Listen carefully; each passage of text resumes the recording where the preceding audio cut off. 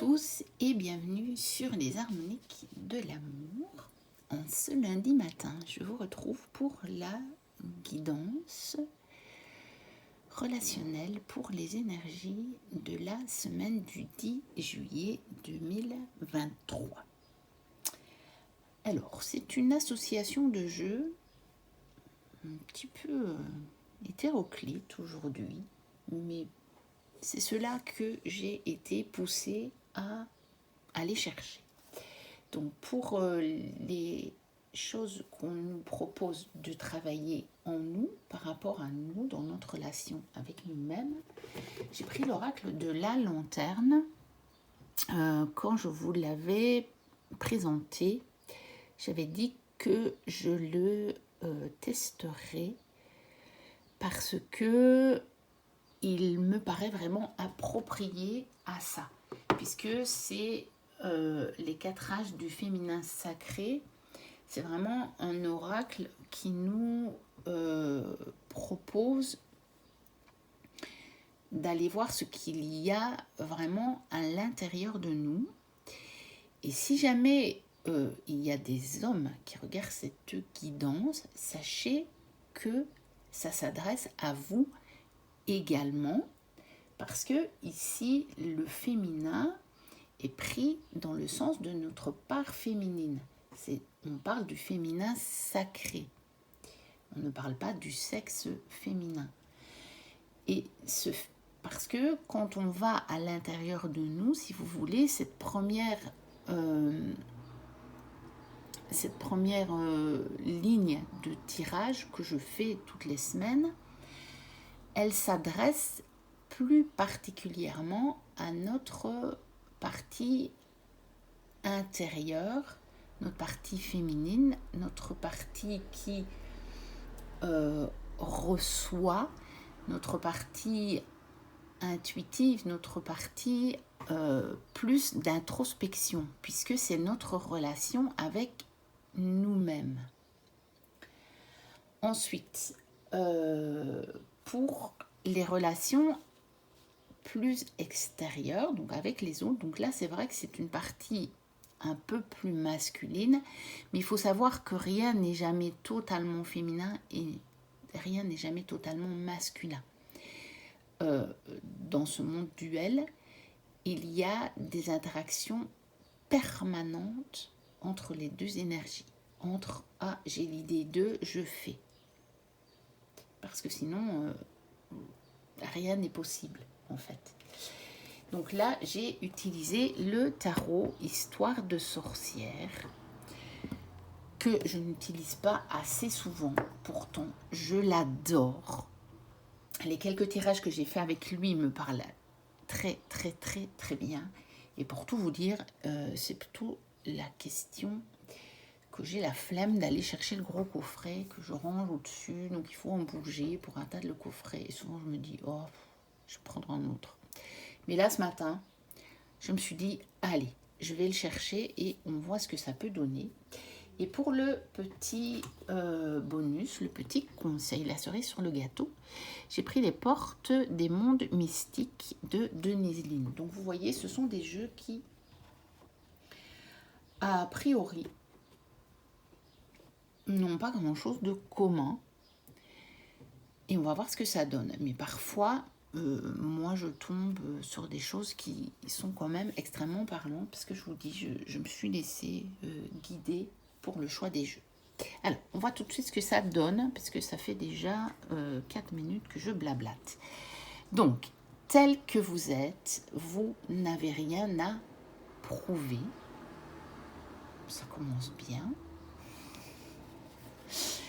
Et la sagesse en jeu, notre intuition en sait plus que nous. Eh bien, je pense que on a un beau message clair et pas trop difficile pour cette semaine.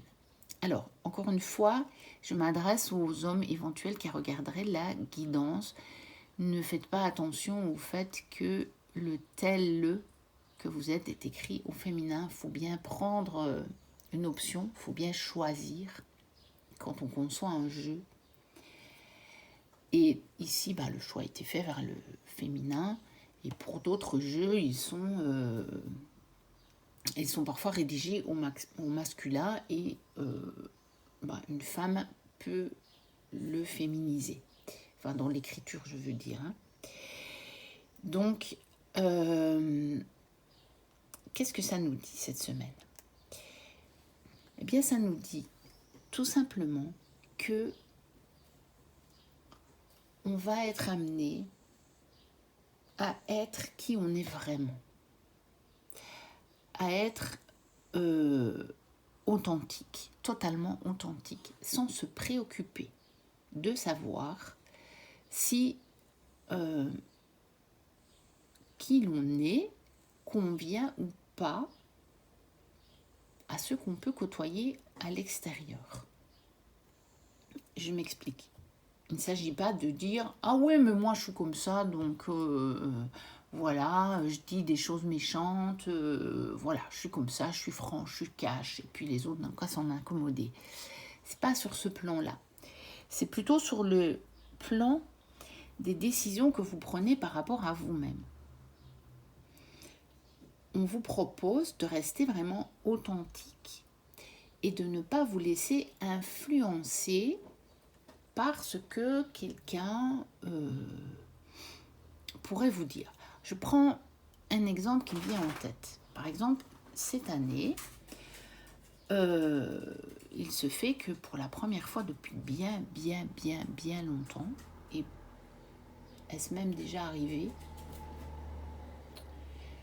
je ne pense pas en fait, je vais partir seule en vacances.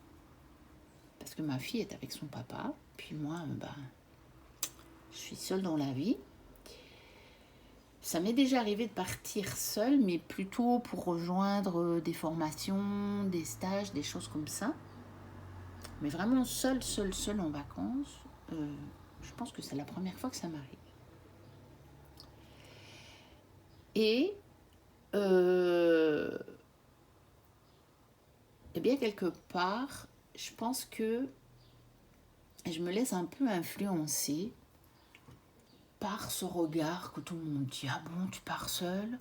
Oh, c'est bizarre. Tu vas pas t'ennuyer? Peut-être, oui. Je ne sais pas. Mais il se fait que dans ma vie, cette année, c'est comme ça. Et c'est ce que j'ai ressenti. Je me suis dit, c'est moi, c'est ce que j'ai créé. Donc, voilà, je laisse tomber les regards qui pourraient trouver ça bizarre. Donc, je vous donne qu'un exemple personnel pour vous éclairer, mais ça peut s'appliquer dans beaucoup de situations. Et je pense à d'autres situations de ma vie dans lesquelles je vais bien appliquer ça cette semaine. Alors, je ne vais pas vous raconter toute ma vie non plus, sinon on est parti pour la journée. Hein. Et la sagesse en jeu va venir nous aider. Pourquoi? Parce que c'est notre sagesse, c'est notre intuition qui nous dit qui l'on est vraiment. Par rapport à des croyances et des conditionnements qu'on pourrait encore avoir et par lesquels on pourrait encore se laisser influencer. Donc, quand quelque chose, vous le sentez vraiment au fond de vous, que ça vient de vous, que vous vous dites « Ah oui, ça j'ai envie de faire ça » ou « Ça je sais que c'est comme ça que je dois faire », eh bien faites-le. C'est votre sagesse intérieure, c'est votre intuition qui vous guide. Et c'est votre partie authentique. Si vous voulez, ces deux cartes, moi je les ressens comme ne faisant qu'une. Votre authenticité, elle vous est montrée à vous-même par votre sagesse, par votre intuition qui vient de cette partie de vous qui justement est authentique, en opposition un petit peu à ces parties de nous que l'on sait qui ne sont pas tout à fait authentiques, qui restent des parties duelles et qui restent des parties rattachées à l'ego. Hein. On le sait, on en est conscient et on l'accepte. Mais cette semaine, on peut vraiment se laisser guider par ce qu'on ressent, ce qu'on a envie de dire, ce qu'on a envie de faire, ce qu'on a envie de mettre en place dans sa vie ou dans son quotidien. Peu importe, chacun le reportera dans les domaines qui lui parlent, bien entendu. Mais cette semaine, on écoute notre sagesse authentique. Alors, on va voir ce que ça va donner avec les relations, pour les relations avec les autres. Donc, nous avons un 4 de Pentacle. Eh bien, dites donc, j'ai l'impression que ça vient confirmer ceci. Parce que moi, ce trésor, je le vois comme justement notre trésor intérieur que nous avons là. Et nous allons le préserver cette semaine dans nos relations avec les autres. Donc on va peut-être nous dire, il ne faut pas se laisser influencer par l'extérieur. Alors, nous avons un 10 d'épée, eh bien oui, et nous avons le chariot. Ok. Donc, effectivement, cette semaine, nous avons à préserver ce que nous avons de précieux. Non seulement en nous, mais dans nos relations. Donc, ça va être les deux. Nous avons tous des relations que nous considérons comme très précieuses à nos yeux. Et on va nous demander cette semaine d'avancer sans nous laisser influencer par le mental, par des pensées limitantes, par des pensées bloquantes, par quelque part par l'ego, par la dualité. Il va falloir dépasser ces croyances-là, par des peurs aussi. Ça peut être des peurs. Et on va préserver, en fait, si vous voulez, en préservant notre trésor à nous. C'est-à-dire en préservant qui nous sommes vraiment, notre fameuse authenticité qu'on connaît grâce à notre sagesse. En le préservant, on va aussi préserver nos relations. Et on va avancer cette semaine dans ces relations-là, loin des peurs et loin des pensées limitantes. Et on va se montrer tels que nous sommes, sans avoir peur de ce que ça pourrait donner. Je ressens ça, vous voyez, avec le chariot comme « Ouais, mais si je dis ça, est-ce que cet ami voudra encore me parler ?» Vous voyez ce que je veux dire dans les craintes. Donc, est-ce que le chariot ne va pas m'emmener loin de cette relation ? Alors peut-être pour certaines relations, ce sera celle qui n'aurait plus lieu d'être. Mais je pense que non, je pense que ça va faire avancer vos relations, ça va les faire évoluer, ça va les faire progresser d'un cran si vous voulez. Parce que vous allez avancer loin des peurs, loin de vos peurs, et donc elles vont devenir elles aussi beaucoup plus authentiques. Et vous allez préserver le trésor, vous allez préserver les acquis que vous avez déjà dans ces relations-là, mais en les débarrassant des peurs qui pouvaient encore être présentes peut-être dans ces relations-là. Ça peut être aussi des relations de couple, hein. Peut-être qu'il y a des choses que vous avez peur de dire parce que la direction que ça pourrait prendre, hein, voici, ici, elle est entre deux, elle a deux choix, elle ne sait pas, voilà, est-ce que je vais en avant, est-ce que je vais en arrière. Vous avez peut-être peur que si vous restez authentique, si vous protégez votre trésor, eh bien, ça ne prenne pas la direction que vous avez envie que ça prenne, en fait. Vous voyez ce que je veux dire? Mais restez authentique, affirmez qui vous êtes, en toute bienveillance, bien entendu. Ça, on ne quitte jamais la bienveillance. Enfin, on essaye de ne pas quitter la bienveillance. Mais on protège qui on est. Et en protégeant qui nous sommes vraiment, on protège aussi nos relations. Même si ça nous fait peur, on va s'apercevoir qu'en fait, il n'y avait pas raison d'avoir peur parce que vous voyez, le soleil, il se lève à nouveau. Donc, si on se détache de cette peur-là, le soleil se lève à nouveau sur nos relations. Et nous allons voir le petit conseil. Que va-t-il nous dire? Passer à l'action. Je profite avec enthousiasme des possibilités illimitées de la vie. Donc, il est bien question ici d'avancer. On va, par rapport à soi, être plus dans l'intuition, dans la sagesse, dans l'introspection. Mais une fois qu'on aura détecté ça en nous, on va nous demander d'agir au niveau de nos relations. Donc vous voyez, il y a le chariot. Il y a le chariot. C'est pas étonnant qu'on a passé à l'action, il y a le chariot. Dans le côté relationnel avec les autres, il y a le chariot. Donc on passe à l'action. On ne doit pas avoir peur de passer à l'action. J'ai l'impression que